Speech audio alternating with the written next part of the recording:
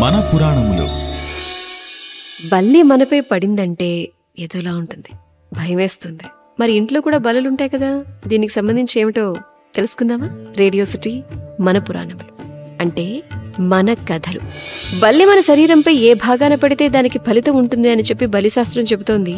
కంచి కామాక్షి అమ్మవారి ఆలయంలో ఉన్నటువంటి బంగారు బలిని ముట్టుకున్న వారికి బల్లి వారి దేహంపై ఎక్కడ పడినా దుష్ఫలితం ఉండదు అని చెప్పి ఒక నమ్మకం. అదేవిధంగా బల్లి శరీరం మీద పడినవారు కంచిలోని బంగారు బలిని ముట్టుకుని వచ్చినటువంటి వారి పాదాలకు నమస్కారం చేసుకుంటే బల్లి పడిన దుష్ఫలితం ఉండదు అని కూడా ప్రజల్లో మరో నమ్మకం కూడా ఉంది.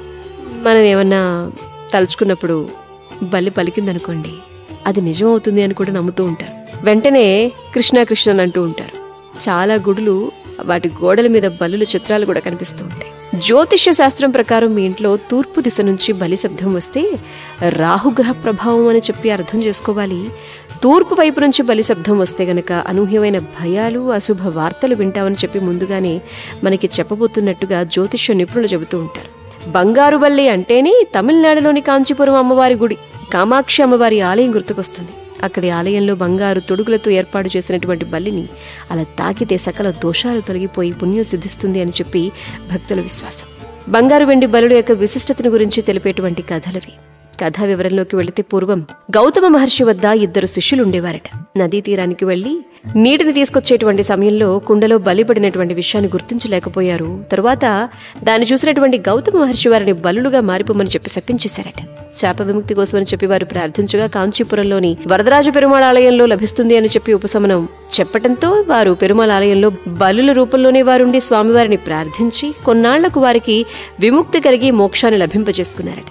ఈ సమయంలో సూర్యచంద్రుడు సాక్ష్యంగా ఉండటంతో బంగారు వెండి రూపంలో శిష్యుల శరీరాలు బొమ్మలుగా ఉండి భక్తులకు దోష నివారణ చేయమని చెప్పి ఆదేశించడంతో బంగారు అంటే సూర్యుడు, వెండంటే చంద్రుడు అని కూడా అర్థం వస్తుంది. సరస్వతీదేవి నుంచి శాప విముక్తి పొందినటువంటి ఇంద్రుడు పెరుమాళ్ ఆలయంలో దీనికి గుర్తుగా ఈ బల్లి బొమ్మల్ని ప్రతిష్ఠించినట్టుగా మరో కథనం కూడా చెప్పబడుతూ ఉంటుంది. బల్లి ఇంట తిరుగాడుతున్నప్పటికీ కూడా అది మీద పడితేనే దోషం అనేది విశ్వాసం మనకి ఎప్పటినుంచో ఆచారంలో ఉంది. అలా బల్లి పడ్డప్పుడు భయపడకుండా కంచి కామాక్షి ఆలయంలోని బలిని తలుచుకుని స్నానం చేసి ఇష్టదేవతారాధన చేసుకోవటం వల్ల దోషం తీరిపోతుందని కూడా చెప్పబడుతుంది. పౌరాణిక చారిత్రక నేపథ్యాలను కలిగినటువంటి లక్ష్మీ వెంకటేశ్వర స్వామి వారి క్షేత్రం కూడా ఇక్కడ మనకి దర్శనమిస్తుంది. ఇక్కడి అమ్మవారి మందిరం పైకప్పుకి 2 బలులు చెక్కబడి కనిపిస్తూ ఉంటాయి. అమ్మవారిని దర్శించుకోవడానికి వచ్చినటువంటి భక్తులు ఆ బలుల్ని కూడా తాకుతూ ఉంటారు. అప్పటి వరకు బలులు మీద పడ్డం వల్ల ఏమైనా దోషాలుంటే గనక అవి తప్పకుండా నివారించబడతాయని చెప్పి స్థల పురాణం కూడా చెబుతోంది.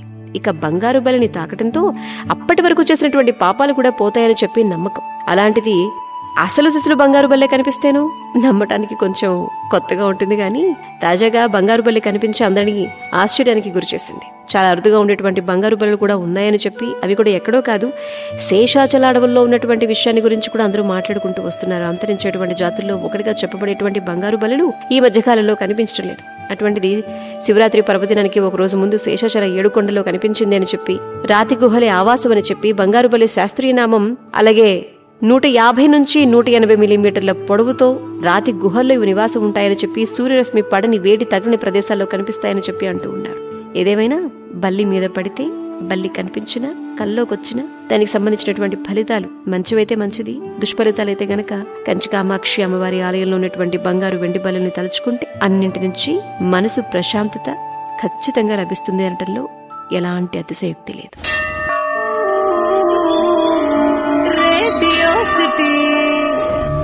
మన పురాణములు.